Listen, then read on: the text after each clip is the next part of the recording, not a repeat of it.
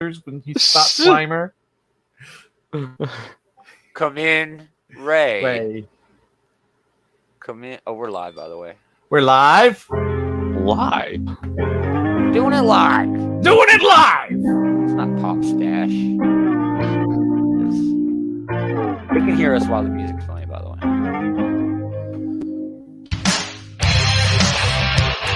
Well, who wants to talk over this awesome music? Oh, just Isn't it great music? It really is. live. Really good music. Hey, Big Willie. Share the show out, Big Willie. Let everybody know we're here. What's up, nerds? Greetings, geeks. It's been so long since I've done this. You know Where what do I this look? was called? Where do I look? What do I... No, what's up, everybody? Hi. It's This Geek in Comics, Outright Geekery's comic book shit talk show. Shit talk show. You can find us on Twitter at TGIC Pod, at the Outright Geekery Podcast Network on outrightgeekery.com, and of course right here where we're doing this thing, Outright Geekery's Facebook page. So many places. So many places. We're everywhere. So many options. We're just gonna No, you talk. just do whatever you want. Comedy. We're everywhere and we're nowhere at once. Hey Heather, in there. That's Ogar's. I use the term old lady, and a lot of people are offended by that, but it's a term of affection. I can see my friends when they come into the chat. A lot of people are thrown off by that. Like I'm psychic. I can see you. Get on there. But I am your co-host, Gaumer, and with me, as always, well, no, not as always. I mean, this show's been off for like 3 freaking months because the world is hell, and we're just demons having to live through it, I guess. I guess. AKADavid and Adam Normal. What is up, gentlemen? Oh, nothing much. Oh, finally reading comics again. Finally. Woo-hoo. Even though the whole comic industry is just burning down around us, but it is. We're gonna get into it. Yes, the comic book industry burns while Nero plays the fiddle.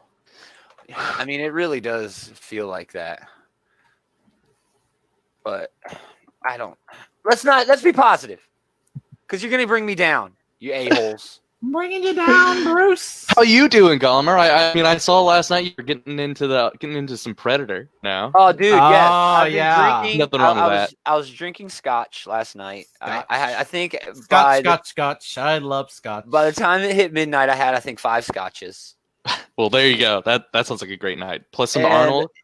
Yeah, I was watching Predator, and I just, I get into it on the Facebook, and I just start chit-chatting nonsense. Man, you chit-chatted like the entire script of both those damn movies. Not the second one. The second one is not very quotable. Not as much as this stuff will make you a sexual tyrannosaurus. I ain't got time to bleed. Dude, it's the best. Some of the best so quotes good. come from Jesse the Body Ventura on that movie. Dylan, you son of a bitch! Get to the chopper. Did you know that Okay. Arnold Schwarzenegger paid the tailor, the costume designer on Predator, to underreport Carl Weathers' biceps? Nice. So that when they had some competition by the end of the movie to who had the bigger biceps, and Yeah. Arnold Schwarzenegger basically paid the costume designer that was making the measurements to give Carl Weathers bigger measurements. Oh man. What does that mean though? So They- his shirt fit tight? No, he was saying like, "Oh, your biceps are 20." You make him say his arms were smaller, so Arnold would win. Oh, No, he would make him say his arms were smaller or bigger than they were. So when the final measurement came, Arnold's was bigger than Carl's. They had money riding on it. Measuring contest, whatever. Ah, They both took The so many steroids. They probably got nothing. have made me. Adam Hensey Davis in the chat. What is up, Duder? Duder. Yeah. Share the show out, guys. Share it around. Get people in here. Oh, but how was everyone's week? Everyone have a good week. Comics are back. I got really drunk last night. The week feels like it's a mile away. But It does, doesn't it? I did get this. Ooh. Let's see that. Yeah. Oh, maybe I should go to just me. Hold on. Let me see if I can.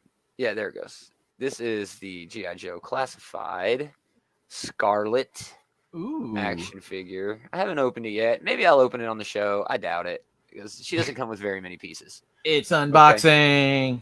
So yeah, I'm not going to unbox this. Maybe I'll do a special little Facebook vid live, one shot. So we do that, but yeah, that came in the mail. They didn't have snake eyes, which is what you really wanted, of course. But they didn't have any of the other ones either, which was very weird. I don't know how to get this back. There it goes. They didn't have any of the other ones in stock that I really wanted. I don't know. I don't know, man. I'm waiting for the G.I. next Joe's, wave. man. They go out fast. I'm waiting for the next People want wave, dude. I want a Cobra Commander. I definitely want. Is there a Cobra Commander in the next There wave? better be. I want a shipwreck. There better be a damn shipwreck. Do you like baseball, Billy? The back of this, man, it looks like they're gonna have a gung ho, a Baroness. I would definitely want a Baroness. I want that Cobra Commander. Yeah, and I want figures. I want vehicles for the figures. Everyone wants Snake Eyes, yeah. Dude, they had a $60 collector's edition Snake Eyes that you could only get at Hasbro Pulse, and that damn thing sold out in a hurry. But I didn't want that anyway. She came with a lot of nifty pieces, though. All right, so what else? You guys got anything worth mentioning? Nothing of import? Well, not really. I had an event planned for today, and I managed to get to the podcast today.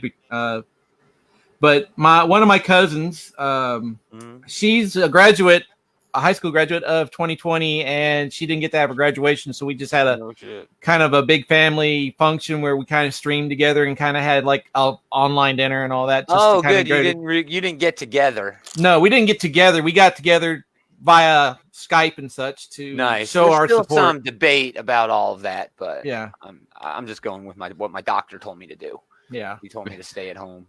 But that's probably the best. That's the most interesting thing I've done this weekend. Really fun. Well, awesome. I'm so glad to be podcasting again. It's been a couple of weeks. Glad back to be doing. In the saddle again, and doing This Geek in Comics with our new format where we're going to do news and reviews. So that'll be fun. And maybe a one shot from time to time. Yeah, you keep saying that. You keep making these damn promises. I will come through. Yeah, we'll see what happens when we come through with one. Yeah. Yeah. If we ever do. Right. Yeah. All right. So, big news, devastating news, possibly. Diamond and DC breaking up. Everybody's heard about this. So here's the quick rundown. Diamond Comics is the sole distributor of comic books to the direct market. And, I mean, they got everybody. Marvel, DC, Image, everybody. Dynamite, Boom, IDW, everybody. They got them. It's the only way you can really get into comic shops unless you're really going to bust your ass and call the comic shops directly, which is not a lot. That's not really easy to do. So it's just not really feasible nowadays. Exactly. Yeah, so DC left during Diamond shutdown because of the global pandemic. They stopped distributing books, and this pissed DC off. It should. DC wants to get books to shops. There were still shops that were open. I get it. But in the comics industry, it's sort of like we're all on the same team. We're a brotherhood in this. We're trying to get everything going in a way where it's positive for everyone. Shops, distributors, printers, and publishers, and creators for that matter. But since one of them or two of them, or maybe even, three of them were completely shut down, they just shut down every damn thing. Okay. And DC didn't like that, so they opened up their own distribution companies. And the way they did that is they used Midtown Comics and another big comic book shop, which are their retailers. Midtown Comics is a retailer, and they used them to distribute comic books to the direct market. But they were also using Diamond. Well, a week ago Friday, they said, no, screw you, Diamond. We're done. We're just going through these other distributors. Now, that's okay. I get it. Diamond is not perfect, but Diamond is right now the only game in town, and no one really knows what the future looks like because of the massive changes that this creates. Let's start at the bottom, the shops. They're going to have to pay more for DC Comics because the discounts aren't there. Well, they're there. They're just not as high as the ones that Diamond was able to give because Diamond had more comics to sell. And the shipping discounts aren't there, obviously, because, again, they're just not buying as much from that individual Yeah, supplier. Distributor. And Exactly. this is going to hurt DC comics internationally, like in the UK and Canada. Well, there's an update on that. They're still going to use Diamond for international distributing throughout the rest of 2020. But after 2020, they got. Well, we don't know yet. I mean, We that's don't know. the biggest decision problem with all this is the uncertainty. The Right. distributor, Diamond, comics. All markets hate uncertainty, and it just Exactly. makes everything more complicated, and it's going to be much more complicated from an ordering standpoint.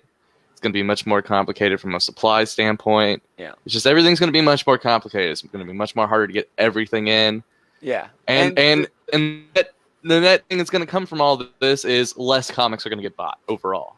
Most likely, yes. I think that's the overall gist of everything. But there's so many more angles to this, okay? There are. Marvel did this in the 90s. They opened their own distributor. It almost led to the crash of the industry, okay? Yeah. We're looking at DC Comics doing this, adding this layer of uncertainty to the comic book industry during the Yes, probably William the most uncertain time that the comic industry has ever experienced because of and no, Big Willie is in the chat saying Gomer hates DC. Gomer doesn't hate DC. Gomer loves DC. I hate what DC is doing. The timing of this whole thing is shit. That's the biggest complaint. The timing there's never a good time for this to happen. There's never a good time for Diamond to lose 30% of its market. Okay, and that's a big deal. 30% of their ledger means that everyone, including them, are going to have to adapt to what comes next. And that requires resources, effort, and it also adds uncertainty because we have no idea what's going to happen. But I don't hate DC, dude. I'm excited for Death Metal. 3 Jokers. I think I'm the only dumbass still waiting to read 3 Jokers. You probably are, because I am way past. I'm ready for 3 Jokers. I was the only dude I knew who was excited for 5G when 5G was still a thing. Okay, that's not even a thing anymore. It's not. That's left when Dan Didio left. But and again, there's no good time for DC to do this. And they picked the worst time. This is the worst time for them to do this, man. Bleeding Cool just ran an article last week. 5 more comic book shops closing forever. And that's just the ones they hear about, So I don't know, man. I get it. Diamond is not great. They're not perfect. But I don't know that all right, Midtown Comics and this other distributor who are basically retail stores, that's a publisher picking a preferred retailer. I don't know if I agree with that either. Look at it this way. Midtown will be able to grab all the 1 in 500, 1 in 1,000, 1 in 250 variants because they're purchasing them to send them out to smaller retailers. Exactly. And they're going to get their pick of the litter. Let's dive into that a little bit harder. If you don't know, if you get a 1 in 100 variant, that means for every 100 copies of an issue you get a very rare 1 variant cover. Okay. Now that's right. Midtown Comics is going to be ordering for 100. All the shops, every shop that wants DC, every shop that signs up with Midtown Comics, Midtown gets that variant pretty much. Yes, they get to add all of those that they got together and then be like, all right, I sold 10 to this store, 10 to this store, 10 to this store, 50 to this store, whatever. I get that 1 in 100 variant. And so you can sell those for a lot of money. Yeah, they're going to corner the market in DC variants is what's going to happen. I can't blame them for wanting to do that. Okay, no. Because they're winning. They're getting something. DC's getting something. I think the biggest thing in here is it's pissing on the comic shops.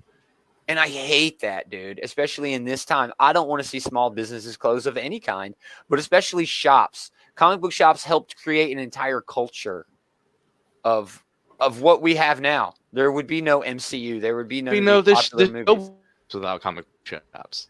What? This show would not exist without comic book shops. Exactly, dude. Nothing outright geekery would be a thing, without comic book shops. And it's just... It would be outright crocheting. But let's look at the other angle, okay? Is the direct market really all that good for comics?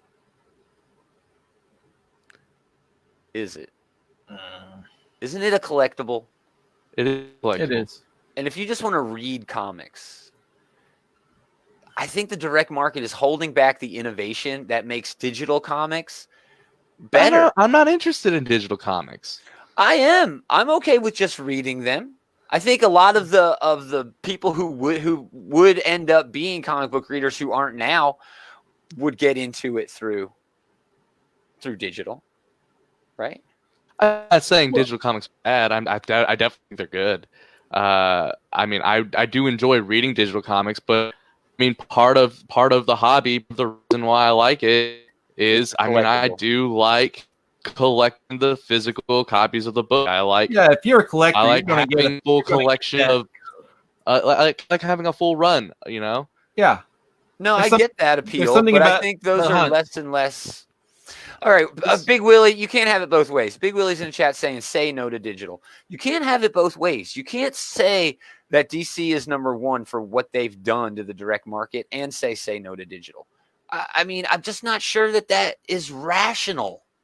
It just doesn't make sense to me. Because what DC is doing is hurting the direct market to the point where, dude, we may just, this time next year, we may only have digital. Seriously, how many shops need to close before Diamond is no longer profitable? And then what? And then what? They're going to go to one of these other two distributors that's owned by their competition. Well, you're also acting like Diamond only sells comic books. Diamond sells a bunch of shit, man. They sell all kinds of collectible stuff. Yeah, I mean, they do, but they still have to have that underlying. I know. All right. Every week, they know that they are sending out a certain amount of things. So they know that they and their shipper have this ongoing deal. But once those numbers dwindle to the point where their shippers are going to be like, well, you just ain't shipping enough for our discount to be worthwhile for us, then who eats that? The Diamond sure as hell ain't going to eat it after losing 30% of their shit already from DC. The end result, the end user, the customer will eat that. Exactly. The shops pass it on. Eric Stevenson over at Image Comics has come out and called this out as sociopathic. Peter David, comic book creator on Hulk and my favorite X-Men run of all time, X Factor Investigations, came out and said, this is DC declaring war on Marvel Comics. I don't know about that. Look at it. Look at the big, huge picture. What does Marvel do now that their distributor now has 30% less to work with? It's going to hurt Marvel a lot. It will. What's Marvel going to do? Marvel might probably the same thing DC did and said, no, we're just going to distribute our own shit. Right? Yeah, and then we'll have basically a competition, and who knows? It might lower prices. Other creator forces might go to these distributors as well. That's a possibility. That's definitely the other end of that, dude. And we could see the breakup, the monopoly of Diamond. The very thing that we saw happen where DC within 2 weeks was able to find another distributor shows that Diamond never had a monopoly. Never. They were all in on it. DC was loving their discounts and the way their stuff got to stores until their stuff stopped going to stores because of a global pandemic. DC was like, no, you can still mail. There's still shops taking curbside. There's still people wanting our comics, and we've got them. When all that went down, dude, the week that comics went down, like the April 1st comics, those were all sitting on the warehouse floor ready to go out the door. And DC was like, why are you not shipping those? And Diamond was like, well, we're closed because of, the worldwide pandemic. And DC's like, we don't care. There's still people shipping stuff. There's still, stuff that you can do. Work can still get done. And Diamond was like, well, no, we're shut down. But there was a whole lot more uncertainty then. It's just the way everything went down is just terrible. We should get off this, though. We're not going to solve this problem. No. But we're going to have more on this as it goes, as comic shops slowly die. This is pretty much a developing situation as it is. Well, we know that next week there's comics through Diamond, but after that, it's all through these other distributors. So then we'll see.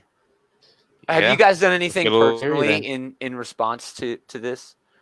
I know David has. That's why I asked. I'm pretty much going to do a repeat of my No New Marvel campaign from 2019 with no. So what new are you DC. reading? You're reading nothing. I'm reading Batman. No, I mean overall. If you're dropping Marvel from 2019 and now 2020, you're not reading any DC. I'm reading Marvel. I'm not reading a lot of Marvel. Yeah, I wasn't reading a lot of DC, but they have some great stuff coming out. I mean, before everything went to shit, I was picking up that Thor book. Oh, that's and cool. I did get that Dr. Aphra book from like 2 weeks ago. Yeah, it was just okay. It was all right. Yeah. But all right, we're talking about. I am reading Marvel again. I'm not reading a lot, but I am reading. I think I'm dropping all my DC books. I'm not going to buy them from my shop. Man, if I drop my DC books, I would be reading only our Transformers stuff. You're not reading anything from Marvel? I am reading Avengers. You're not reading Daredevil? I'm not reading Daredevil. Oh my gosh, you should read Daredevil. Deadpool's pretty damn good too. Kelly Thompson's Deadpool. We're going to talk about some of those later. But Bendis leaving Superman. Okay. Bendis was recently a guest on David Harper's off-panel podcast. I've never listened to it. I don't know. Sorry. It's all right. I actually listened to most of this episode before the podcast, like a day or so ago. All right, so they discussed his career. They discussed Bendis' career. Near the end, Bendis said, I'm heading toward the end of my run on Superman, so I've been more reflective on it, and I will never be more grateful than I got to heal my near-death experience through Superman and then get through this pandemic. Whatever. I don't know. But everybody ran with that. And why wouldn't they? That sounds like Bendis is ready to wrap up Superman. But the thing is he didn't say when he was leaving. He may still have like 6 months to a year for all we know. He came out and said it does kind of make sense that he might be leaving the book, since there's a regime change in DC and everything. My guess. That's just the biggest thing that would have pointed. He's leaving Superman. He's not leaving DC. No. Definitely not leaving DC. Bendis is still one of the biggest names in comic books. I mean, say what you want about his actual work, but he's still the biggest headlines, and you can put his on any book and it will sell no matter what. You're right. What's your favorite Bendis run? I mean, or he got to go Avengers. Avengers is probably his run. It definitely stretched a little long toward the end. But the new Avengers run with Wolvie and Spidey on the team. Yeah, I like that. You laugh. I enjoyed that quite a bit too. Yeah, I liked it too. Yeah, I think I like his House of M the most of anything he's ever written. But he's written everything at Marvel. But his run on Ultimate Spider-Man was pretty good. Sure. Oh sure. Yeah. Ultimate Spider-Man is definitely great. But specifically his Superman stuff, it's been kind of mixed bag. I like certain aspects of the book. I like Invisible Mafia stuff, sort of. So weird. I like some of his interactions in the action book, but the whole Event Leviathan thing, a giant wet fart for me, as far as I'm concerned. Yeah, I haven't liked anything that he's done except Naomi. Naomi was good. Naomi was all right. Yeah, that's the only thing I like of his DC. His book. Legion of Superheroes. I mean, kind of a letdown. As shit. Nothing happens in the book. I hate his Legion, dude. I think he's taken the wrong direction with Legion. Definitely. But Big Willie's in the chat. What's Bendis going to ruin next? Batman. You think he's going to get Batman after 100? No, I don't think they'll get Batman. I think they'll let Tim have a little bit of a run before they I heard he's off at 100. I heard Tiny's off at 100. I mean, his designer story is not the best. We'll get his detective run is so much better than his Batman run, dude. Oh yeah, well it's because it wasn't about Batman. It was about the family. It was the family. Yep. The family. But what should he get next? Not Batman. Come on, that's a weak answer. No, I don't think he'll want Batman. I think he'd want something else. You think he'll do a question book? What about Black Label? You think he'll jump and do some Black Label stuff? No, I don't know. I mean, right now he's got the Young Justice stuff, all that young reader crap that he's doing that I could care less about. But Naomi was good. But he's got to do something mainstream. He's got to do something big. Who is big at DC? Who needs to come back to DC? Who needs to come back? Wonder Woman. You think they'll give him Wonder Woman? I think they might give him Wonder Woman. That's a left field one. That is a left still field kind of one. A big name that I think is something that he would actually probably like the challenge of trying to write a compelling story of Wonder Woman. I think so too. I don't think they could put him on Justice League, but I honestly don't want to see his. If they put him on Justice League, it's just going to be a repeat of his Avengers. Exactly. Yeah. I don't know. I mean, who is a character at DC that is in kind of in need of a resurgence? You mentioned Green Lantern. I could see him taking on a Green Lantern book. More Green Lantern right now, though, and I don't think they're going to take Green Lantern away from him because Not as long he as basically has permission to do whatever he wants. And he is doing whatever he wants with Green Definitely. Lantern. I can't believe it. You know, the art in that book is great, but the story, I have It's no way idea out what's there, going on half dude. the time. It's way out there. It's way out there. Awesome. Well, yeah, Bendis. So we don't know what he's going to ruin next. Give him Justice League, sure. Who cares? All right, let's talk about Green Lantern is so good, Big Willie. See, we can agree on shit. All right. This is kind of newsy, but I don't think it's newsy in the way that anyone's going to think that. There's a lot of stuff going on with tensions in the United States. It's been happening for, I don't know, a few centuries now. But anyway, every once in a while, and I'm not trying to downplay anything. This is a historical thing going on, but every once in a while, something happens that ignites a powder keg that just, for some reason, just keeps getting built up in this country, and I'm not a fan of it. So a lot of things are I think it just needs to be done. Okay, let's just change the shit and get it done.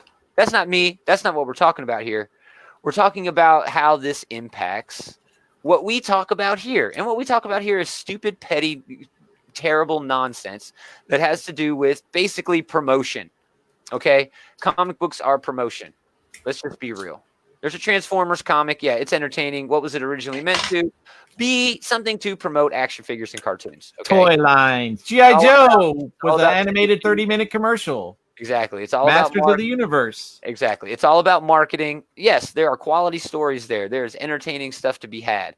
But everyone seems to be sort of jumping on this bandwagon where we want to do something because this other big, huge historical event is going on. And a lot of people are like, well, that they're just doing that for public relations. And I say, no, they're doing it maybe for public relations, but nobody's going to care. We're going to talk about Magic cards. And someone's going to say, oh, man, I never heard anybody anyway say there's racist Magic cards, so I'm not going to play Magic the Gathering anymore. Okay? So This isn't really a PR thing. To me, this is an get out in front of it thing. This is a reduction of risk move. Okay? Because when someone comes out and says, oh, hey, look at this on Twitter, then a company has to get out in front of that problem before the story runs away. You know what I mean? Yeah. I think that's what we're seeing here with depictions of racism in Magic the Gathering. Now, here's the quote from Wizards of the Coast. Today, we will be changing the multiverse ID and removing the Gathering card image for the card Invoke Prejudice.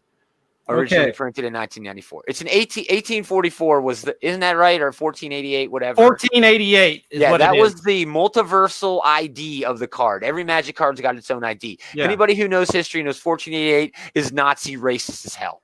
Oh, it's crazy. 1488 is a philosophy brought forth by a white supremacist who was the founder of the order. Yeah. And basically, it seems like a very odd coincidence that particular card had that URL. Coincidence? No, that was purposeful. And that's my point when I say that they were getting out in front of something. So instead of just removing Invoke Prejudice, they removed a bunch of cards. And let's take a look at these. They removed another 6 cards. Yeah, here's Invoke Prejudice. Mm-hmm. And nothing really racist about that except for the fact that it had a multiversal ID of 1488. Well, some people have said that the depiction of the character in there is a KKK thing. A reverse KKK thing, yes. I could see that. It's basically like a pit fight card is what it is. It's an enchantment that's on the battlefield, and when a creature enters the battlefield that doesn't have or doesn't share a color identity with the creature you control, they fight each other essentially. Yeah. So and that's another thing I have a problem with in regards to like them removing these cards based on certain things. color is not race in the context of Magic cards. No, it's not. Okay, and I think they're a little bit overboard with that. But I think again, but I think it's on purpose. I think Wizards of the Coast is like, no, we're gonna do what we do, and we're gonna not stir the pot a little bit, but we're gonna make sure that people see what we're doing, so that at any point, if anybody says anything, if something comes up, we can say, oh no, we made moves. We tried. Exactly. Yeah. And that's not a bad thing. None of these things I'm saying is bad. I'm not judging them. That's how it works in capitalism. Okay, that's how it works. You got to hit them in the money so that they'll make changes. Here's the thing: this particular card has not ever been reprinted in any set, and the only time it was printed was in '94. So it hasn't been printed in like 26. A functional reprint has not been printed in 26 years. Exactly. I mean that really. And another little thing is that I actually looked these cards up on EDH Rec. Yeah. And out of like 190,000 cards, it was anywhere from between 190 to 170,000 decks listed on EDH Rec. This card only appeared like maybe not even 100 times. Oh wow! In the listings. Yeah. And some of these other cards you're going to show are kind of similar. And I'm just taking these in the order that they were placed on the website that I got this from. All right, Cleanse. Destroy all black creatures. I'm not sure I get it. I'm not. Explain it to me honestly. The art looks okay to me. The art doesn't look like it's racial in any way. I understand though that you're using the word black, but I don't think those contexts are the same. You know what I mean? I understand what you mean. I mean, in the context of the game, yeah, it's not the same. When this game, but isn't that what they're going off of here? The word cleanse does have the ethnic cleansing, racial cleansing, all of that. But that's more related to like the Holocaust in my mind anyway. Well, yeah. I mean, there's another card that we'll get to later, and it would be more along the lines of a Holocaust reference card. Anyway, it's not necessarily about what comes to your mind. I mean, you're also an old dude, so sure. Certain connotations will really come to you. I can only speak from my own point. Exactly. Of view. This card right here, I can't really be an art of what's really racist and not. I mean, exactly. I'm a white dude. I have no idea what is actually racist. I have to go by what Magic has said, but for educational purposes, even if it's my own education, I have to ask these questions that it doesn't really bother me. I think they're just being way too extra careful. Yeah. Yeah. This card hasn't. They don't want to get in trouble. This card is part. The icon on this card right here is from the reprint of one of the master sets, and the last time the master sets got printed was maybe 10 to 12 years ago.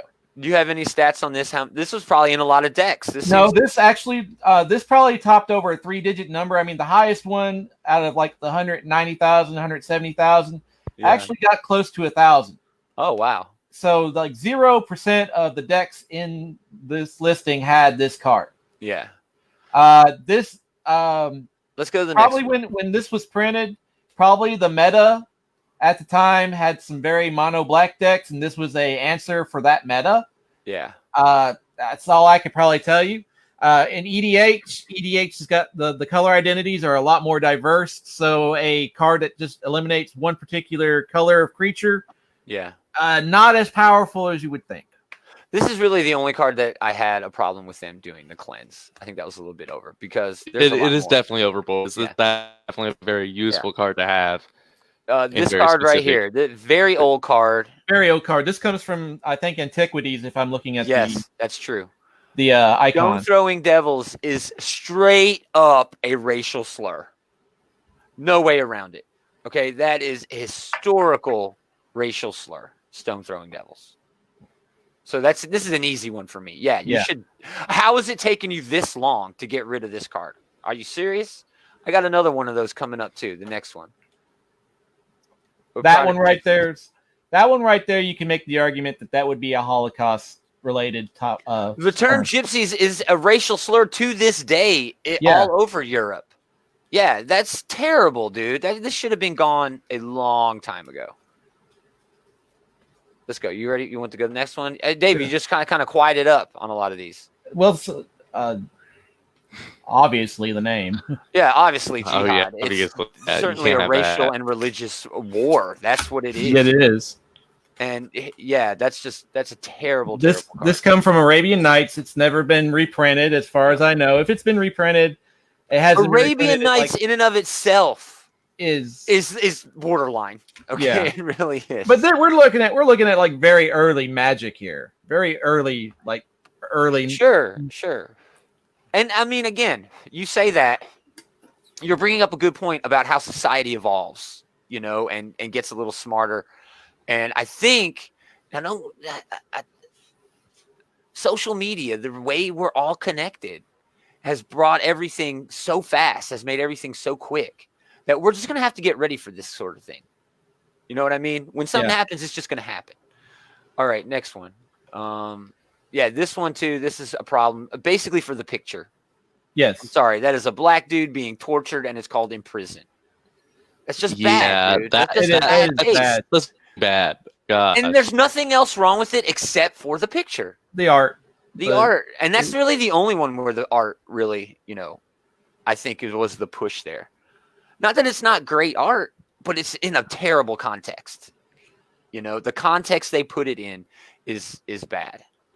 And I think we got one more. That's definitely Crusade. Okay. Now this one right here has had the most recent reprint. Actually, this one right here is the most recent reprint, this image.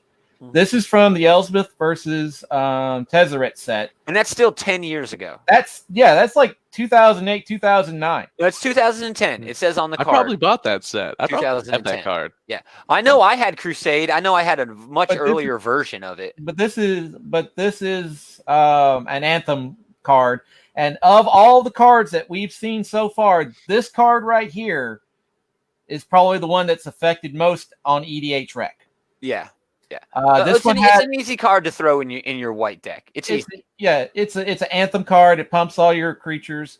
Yeah. But this one right here, out of like the 190,000 decks listed, this was in 1% of the decks. That's a lot, relatively speaking. That's a lot. So I get it. You can still have the card. You can still have the mana cost. You can still have the type. You can still have the functionality. Just get rid of that name. Well, they have it's an Anthem. So there are other cards that do the same thing, same function, that have different names. Exactly. There are functional reprints essentially. Yeah. So there you go. Nothing. You guys got nothing on that. I still think. I mean, what is there to say? I know, right? I still think it's kind of. I didn't want to believe that it was 1488 was the URL in it. Right? That's crazy. That is that was purposeful, dude. Well, it had to be. There's no way that's coincidence. That can't be random. Exactly. No, it can't be random. So whoever did the original coding did that. Which means that there's somebody at Wizards at that time when they made Gatherer and listed that card. Somebody knew that and did that. Either they did it as a joke or they did it as, hey, I'm here. Yeah. The whole idea now of the color being used, the white and the black, and yes, there are red Magic cards. There are green and blue. But I'm just saying, it's just exactly. Eli's in there, 4088 plus the Viking imagery. Yeah, dude. I understand everything that they're doing. It's just, how did it take this long for them to? Because I didn't know anything about that. Right? How many people knew about that? Did anybody know about that? And Magic's just like, hey, we were racist as fuck for a long time, and we're sorry. Because that's a good thing, in my opinion. Somebody had to have known about that to bring it to Magic's attention. Right. Somebody somewhere had to know about that. I mean, I'm not going through and looking at Gatherer for all that information, but yeah, dude, I'm just looking for a card to meet this cool combo I came up with. I don't know. Whatever. I don't even play Magic anymore. That's okay. All right. So there you go. Adam's like, dude, I'm not saying another word. Adam's like, I'm good. I mean, I have no ball in Magic's court. Yeah, I don't play Magic. I haven't played Magic in like 10 years. And for the record, most Devils now have a red color identity, thanks to Innistrad. Yeah. But It's so weird to me, man. it is. But it's a good thing. I'm so glad that they're doing it. But when I read that the URL was that, I thought that was just somebody had like photoshopped the URL or something. No, dude. That could not be that. I know. That is no coincidence that happened. Exactly. Oh, so weird. All right, let's move on. We're doing reviews. Oh, Doing reviews. Reviews? That's kind of lame, isn't it?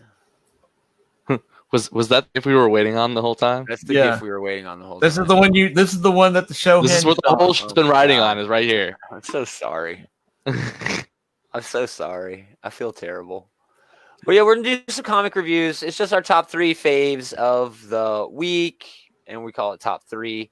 Maybe I'll get some music, like an intro vid or something done up. I don't know. I kind of just threw this shit together. You guys want me to go first? Oh, well, sure. Why don't we each give one, like number 3, and then number 2, number 1? Yeah, that's what I'm saying. I'll go first and give my number 3, and then someone else do their number 3. What's lame, William? My GIF. Shut up, Willie. My number 3 favorite book this week. Die, number 10. Robert Kirkman, Scott Gimple with Chris Burnham and Nathan Fairbairn. I think this is Kirkman's best work ever. Not a lot to say. This is a guy who's done a lot of work. He's definitely done a lot of stuff. This book is political, and it's hilarious, and it's overly violent, and it's just plain old entertaining to read. The gist is kind of complex. There's a lot of characters, a lot of threads, but we have like these triplet assassins. There's ruthless agents of like agencies, government agencies. There's these government officials doing just despicable, underhanded things. But there's also these surprisingly tender moments between characters. It hits all the right spots for me. This issue was terrific. This is more of a bridge issue, building on the last issue, start of a new arc. And I just can't wait for the next issue to come out. I mean, what else can you say about a book better than that? No one else is reading Die. Anybody in the chat reading Die? Anybody? Nobody. Great. I picked it up. Give Kirkman money. I picked it up, and when it came out, and I've kind of just lost interest in it. It was that surprise drop. Remember last year? He didn't tell anybody. Shh. No one knew it was coming out till like the Monday before it actually came out, and it was wonderful. So if you got issue 1, you were really lucky. Yes. I'm gonna call out Adam next. Your third favorite book of the week. I don't know. Really isn't my favorite book of the week, but there are more guidelines than rules. No, but I think this is probably one of the books I want to talk about the most of the week. And that's just going to be Batman number 92. That came out this week? Yes. It did come out this week. Oh, I didn't read it. Yeah, man. And, I really just want to talk about it because I just want to talk about really Tynion's run over Batman overall as a whole. I just want to gauge everybody's, opinion over it. Oh, okay. It's definitely a different take on the character. He's dealing with a lot of stuff. Alfred's not there anymore. He's dealing with Lucius. He's got this new designer guy. But weird. There's way too much going on in this book at one time. Way too much going on, dude. Way too much going on. He's dealing with Deathstroke, dealing with the Riddler. I mean, there's visual scenes in here that I really like. I like how Batman deals with the Riddler. I like his dialogue. I like how he's kind of overconfident when he takes down the Riddler. But, there's just way too much with the Catwoman stuff. They're introducing Punchline. They're building up the Joker war, which is way too early. The designer is lame. The designer is super lame. His character design makes no sense whatsoever. Oh, he's a designer, so look how he looks so good. No, it's stupid. No. You're disgusting as a character. Tim Gunn would make a better designer. That said, I do like Gil March's art in this. Oh, without a doubt. Batman always has dope art.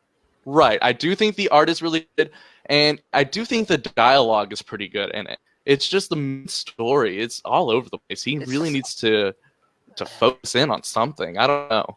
I mean, we said it earlier. I think this is it for him. This is his run. After 100, he's done. Yeah. 6 more issues. I don't know. That's Kind all of a he got. disappointment. Well, 8, I guess, up to 100. Yeah, he's got like 2/3 of a year left. No, that book's coming out every 2 months or twice a month. Oh, He's got like 4 months left. He's got to like September. His last book is probably going to be solicited next month. Probably, yeah. I don't know, dude. I was so happy when Tynion got on Batman because the man earned it. No, I like Tynion or however you pronounce his I name. think it's Tynion. Tiny and whatever. I really like him, and you know, I've liked ever since he kind of debuted on the DC scene, all the way back in a book, which coincidentally was also drawn by Gillian Martin Talon way back in the day. I liked Talon too. A good book, Yeah. His Detective Comics run. I even love his Batman Eternal and his Batman and Robin Eternal stuff when they were doing that weekly book stuff. I have all those too.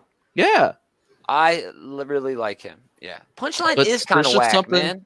there's just something missing in this Batman run. He's just trying to sell books. He's like, "Oh, I know where to sell books. A couple of new characters." Yeah. And then you say, "Well, we want new characters," but then we get them, and it's like, "Well, these new characters are lame. Maybe I don't know what the hell I want." I don't know. Oh well. Yeah, Oh, well. Batman is always Batman, dude. And I'm not a fan of this run. Well, it's like we're moving on soon from it, so. I really wish they would put more of a focus on Alfred not being there. Me too, because It almost probably feels the like most they're not. It's like an interesting. afterthought. Yeah, it's That's definitely the most interesting status quo change is Alfred not being there, Lucius having to fill in his shoes. But instead we get Punchline. Instead we get design. Whatever, Yeah. And the Doorman and get a Dollar stupid Store dealer. Harley. Dollar Store Harley. Exactly. Fangirl Harley. David. All right, another Tynion book. My number Trace 3. book of because I liked Something is Killing the Children, number 7. Ooh, nice. What a great book. It's just more and more about these monsters. Not a whole lot of dialogue going on, just a lot of storytelling through the art. Awesome. That's the best kind of books. Yeah, those are the best kind of books. It's just when the art tells the story. Right. I'm actually a couple of issues behind on Something is Killing the Children. But is it still following the Monster Hunter? Yes. Little girl, and she still got her homeboy, the kid with it? Okay, that's cool. Yeah. So has it become like a buddy cop sort of thing? No, it's not become kind of a buddy cop kind of deal. She's dealing with a lot of stress, and this other, I forget his name, showed up and causing her issues, like asking her questions about the monsters and like what they do and all that. And she's like pissed because she's trying to hunt these monsters while he's quizzing her. Quizzing her about the monsters? Yes, she's she's stalking monsters, and this guy just shows up. So it does sort of seem like, I don't know, maybe the buddy cop was the wrong thing. What is this, Indiana Jones in Short Round? Well, I wouldn't put it that way. He seems more. He seems more like the senior, or the more experienced hunter, pretty much, and he's coming around asking her questions. Oh, okay. It's how I interpreted it. I got to catch up on that book, man. All right, let's move on. My number 2 top book this week. I would pop the gift back up, but everybody laughs at me. Decorum number 2, Image Comics. That's Jonathan Hickman and Mike Hudson. That came out this week? It did. Oh, crap. I missed that. This series is like a comic book masterclass. All right. It's quintessential Jonathan Hickman. Basically, it's about a well-mannered assassin. But in usual Hickman style, that's just the tip of the iceberg. Oh, I bet. Man, we've got high-concept science fiction held together by rich and compelling characters. But Decorum is great because it's truly an impressive comic book creation. The art and the words and the design all come together to be more than the sum of those individual parts. And Hickman's always been good at that. He always has, dude. I did not put that on my pull list, so I'm going to have to get that. Yeah, I totally went past me that came out this week. Because I really liked issue 1. Me too. And I just, like when everything went to shit, I just didn't update my pull list. Exactly. Yeah. Issue number 2 sort of picks up right where issue number 1 left off, but it's so deep and it moves around quite a bit. He's introducing just, you know how Hickman is. He introduces a high concept and really doesn't explain it to you. Just sort of says, no, this is how it goes. You don't need an explanation. We'll come back to that. Yeah, sometime. I'm not. You might figure it out. You might get the explanation. 50 issues. You may never get it. Yeah. I'll be watching the fan forums to get an idea where to go. Right. It's sort of like a scientist explaining a high concept to someone. Yeah, who is a layman. And it's just like, no, this is the way it works. I'm not going to explain to you the physics behind it because you're not going to understand that physics anyway. Just go along with the ride. And if you do that, yeah, this book is amazing. It's easy to get caught up in the complexity, though. That's how Hickman writes. In a lot of cases, other books, he's a lot more straightforward, but there's always something in there. There's always like this hidden shadow of a hook that you see it, but you don't realize what you've actually seen until much later on. And I think that's what we're getting in this too. So number 2 book of the week, loved it. Adam, number 2 book of the week. All right. So I'm going to go with Flash number 755. Ooh, Williamson. Josh Williamson, yeah. So this is actually the end of his Paradox storyline, which honestly has been kind of one of his weaker storylines in his Flash book so far. But I do think that this is a pretty important issue because a major character does meet his end at the end of this issue. Whoa. Spoil it. Who is it? Godspeed. It is Godspeed. I knew it. Yeah, that wasn't Godspeed spoiled totally for me. Gets fully murdered by Reverse Flash. I just heard that Williamson's run is ending, and when they clean up the sandbox, all the toys go back. Gotta get all of his original characters, Because everybody kind of hinted at that on Twitter. Like, man, I don't read this book often, but that last page, man. I really love Williamson's Flash run. It's been by far the most consistent book in DC's catalog since Rebirth. Sure. I mean, it's not always spectacular great, but it's always at least pretty damn good. I was getting a good time when I read it. Nice. I am not reading Flash. I fell off quite a bit ago. No, you did. You fell off pretty early after Godspeed's debut. Yeah. I think it was that Shade or something like that. Yeah. David. I'm going to go with the Joker 80th anniversary special. Oh, I definitely did not read that beast. Oh no. My. Well, you can't talk about all of it. The 80s. I can't talk about it. I can't talk about all of it. Specials. But one story in particular I did enjoy was the Birthday Bugs, written by Tom Taylor, with Edoardo Rossi. Yeah. On the art. Oh my gosh. The Joker shows up to basically he was going to kill one of his goons because his goon didn't show up for a robbery or a crime. And the Joker encounters the kid, the goon's kid on the porch, and it's the kid's birthday, and the kid thinks the Joker's the birthday clown. Oh God, that sounds awesome. And the kid imparts a little bit of wisdom to the Joker, and in the end, the Joker does not kill the goon. That sounds cool. That one was one of the better ones in this issue that I really loved. I love the artwork because Rossi's artwork on Joker was, everybody has their own interpretation of the Joker, and there are some very interesting interpretations of the Joker in this book. But cool. I liked that portrayal of the Joker. I may have to go check that out now. Man, I don't know.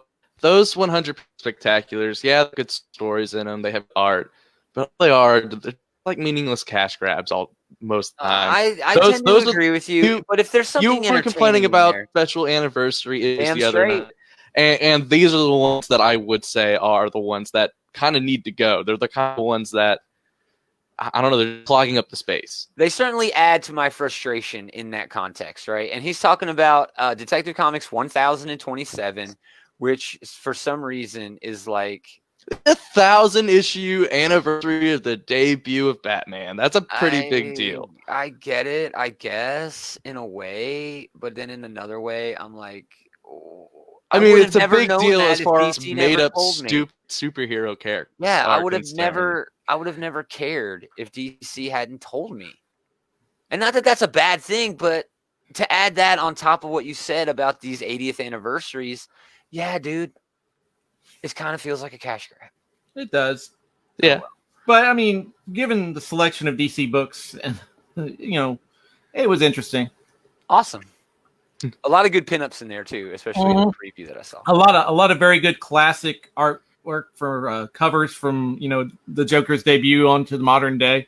Yeah. So there's a lot of those, like a lot of very old Golden Age. I think Carmine's artwork. Yeah. Yeah. 1027 is a must-have, says Big Willie in the chat. I don't get it why, because there's some good creators on it. There were good creators on this Joker 80th. Did you get that? Probably not.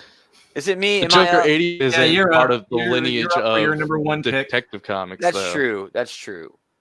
But again, I don't know. Whatever. We'll get off that. My number one book, my favorite book this week was Daredevil number 20. Chip Zdarsky, Marco Cicchetto. A terrific ending to this. What I can only assume is Zdarsky's first part of this run.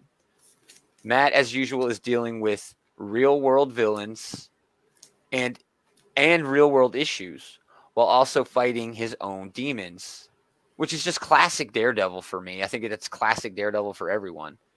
Lots of players showing up in this issue. Kingpin, Stiltman, Typhoid Mary, Bullseye, all brought together in different ways by these corporate billionaires who are looking to take out Hell's Kitchen basically just because they can and they think it's fun. They're screwing with Kingpin, and he finally sort of takes a side, but then, shows his true colors at the end as the mayor, and you got to arrest Daredevil. I'm pretty sure Daredevil gets arrested at the end of this. That's what they're implying. Again, it seems a little weird. Have the trial. Chip Ben's great character angles in this. Don't worry, Daredevil knows a good lawyer. Yeah, he does, right? It's been an amazing run of Daredevil, quite possibly my favorite run of the character. And I'm pretty sure I've read every Daredevil book. But yeah, this was just great, man. So much fun. I read some other things too, but those are my top three. Who is next, Adam? All right. So my favorite book that I read this week is actually one out of left field. It is Justice League Odyssey number 21. Wow. I know, right? It's completely out of left field. Is that Ram V writing that now? No. It's Ram V is Justice League. But this is Dan Abnett. And, I love it because this book is just batshit insane. It is crazy as far as what crazy sci-fi concepts are going on. And so right now there is Darkseid, who has basically created his own war world, his new apocalypse. And he's turned Cyborg, he turned Starfire and Azrael into basically his own new gods. He's sort of doing the apocalypse, making his own horsemen, cool. Right? And then there's also, though, this crazy dude, a time machine. He's building a revision machine, and his name is Epoch. And what this revision machine does is it allows him to edit history, revise it, to make it, to however he wants it. And his plan is to take, his version of paradise. So it's Apocalypse Darkseid. Kind of, yeah. And the dark side is coming in to try to steal the device. He can rewrite history to make, great for Darkseid. Yeah. But what's great here is the Justice team is also crazy because it's Jessica Cruz, it is Orion, it is Dexter, the Red Stern cat. Oh, it is a new character called Gamma Knife, who has a whole bunch of robots that all talk to each other. Oh, rad! Like in Far From Home. Kind of, a little bit. But yeah, and I really love the personal growth they've given Jessica Cruz in this whole book. Oh, see, I love her. I like her more when she's hanging out with Simon. I like both of them when they hang out with each other. Yeah, I like. She's my favorite Green Lantern. So to date. Oh yeah, well, Jessica Cruz is. I mean, she started as a closeted. Afraid of going out of her entire apartment. Yeah. But now it's gone from her not being able to get out of her apartment to her facing down Darkseid and basically telling God, no, being the only one standing in his path from destroying the universe. It's a good journey, and it started off a really rough book, but I really like what it's turned into. Wow. Dan Abnett's been on this the whole time? No, it started the first 4 issues with Josh Williamson, and then he got off of it, and then Dan Abnett got on, and the first couple Abnett on were really rough. He was very exposition heavy. Yeah. But now now that he's got this new team with Orion and XR and Jessica, it's really started to find its groove. Nice. And I have to go back and check that out, dude. That sounds rad. All right, David, finish us up. Finish us off. All right. Adventure Man #1. Oh, I'm so glad you brought this up. Matt Great Fraction, Terry Dobson. Oh my gosh. And it's basically $3.99. You get like a double-size issue. Yeah. And they really needed it for this book. I had no idea what was going on in this book. This book, the first half of the book, is completely different from the second half of the book. I mean, we get introduced to Adventure Man. He's called up by the police commissioner, to save the city because the forces of Baron Bazaar are attacking. It's all very tropey. It's all very tropey, but we get introduced to Adventure Man and Adventure Inc., which is a group of all his superpowered friends. It's the League of Extraordinary Gentlemen. Yeah, it's the League of Extraordinary Gentlemen, and they're fighting, and they fight against Baron Bazaar because he's bringing misery to the world, and he wants to create the Black Bible of the Apocalypse or something like that. It's crazy. Yeah. And then we find out that all this is just part of a story, a novel, a book. But it seems like it was once real. It seems like it was once real. Then we meet Claire and her son Tommy. And then it gets insanely crazy. It was already nuts before. That was, and then it takes this complete turn, and it's just like, what is going on? Exactly. It was wonderful, and I generally, the artwork was beautiful, and generally I'm kind of not always a fan of double-sized issues, but for this book, this is Matt Fraction writing with the Dodsons. And the art was just amazing. The art was beautiful. It's always good. The writing, though, I was lost most of the time. It just throws you in there and doesn't care that you don't understand. And then by the time where I'm not only about to understand, but also kind of engaged with what's happening, they just stop it from happening. Yeah. And then it's this kid reading this stupid book with his mom. It's like the best explanation I can give you is if you were reading Lord of the Rings and then all of a sudden halfway through the book, it's dinner time. But it was more than that, dude, because then she goes on like this other weird adventure where it's like the stories are coming true. Characters are actually real from this book. Well, I was lost, dude. I had no clue. I don't know if the lady in black that shows up later on is somebody from the Adventures. She sure as hell looked like Homegirl. Baron this chaos. No, I don't think it was her. I think it was the girl that could phase through things. Not the four-armed hot chick. No, not Baroness Bazaar. Super hot four-armed chick. The girl who could phase through, like the ghost girl. Yeah. Phaedra, whatever her name was. I'm just not sure, man. I get it. It's that Dodson art, though. That's what pushes this book up. Yeah. If the story would have been better, it would have been on my top 3 as well. But no. Adam, did you read this? No, I didn't. It was okay. Yeah.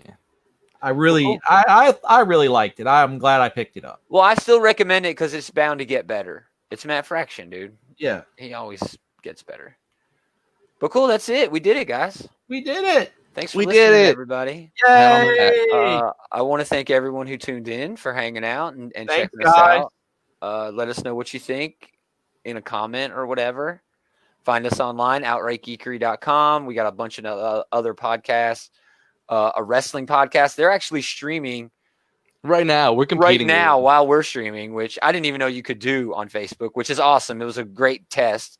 But they're watching the pay-per-view, and you can chat and watch along with them their live reactions to the pay-per-view. That is very awesome to do if you're a wrestling fan. We also have the Comic Book Bullies, Eli and Leroy over there just talking pop culture. We have the Geek Savs, that's Eli and the Native Nerds.